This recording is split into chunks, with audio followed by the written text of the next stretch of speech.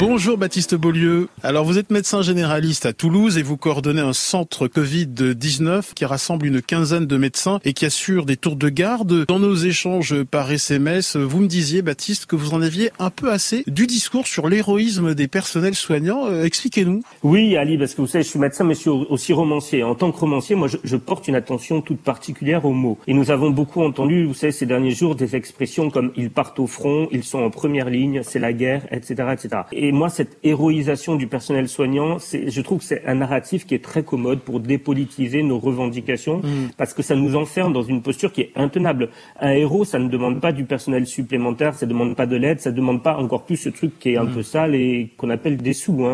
Je voudrais juste citer un article de Daniel Rosenberg qui est paru en octobre 2019, donc c'est quasiment hier dans Le Parisien, où il explique que l'hôpital a perdu 5,3% de ses lits depuis 2013. Et à eux seuls, les établissements publics en ont perdu pratiquement 13 631 lits. Et moi, je voudrais pas qu'on oublie ça, Ali. J'oublie pas qu'il y a encore quelques semaines, le gouvernement d'Édouard Philippe réprimait très fermement les soignants qui manifestaient dans la rue pour une meilleure prise en charge de leurs patients. Alors évidemment, c'est pas que la faute de ce gouvernement, parce que les gouvernements Jospin, Raffarin, Villepin, Fillon, Ayrault, etc., ils ont tous participé au démantèlement de l'hôpital public. Mais l'héroïsation, c'est toujours un piège car c'est une dépolitisation. Quand la crise elle sera passée, nous les soignants, on veut du personnel supplémentaire et de l'argent. On veut pas des monuments aux morts et pas des statues.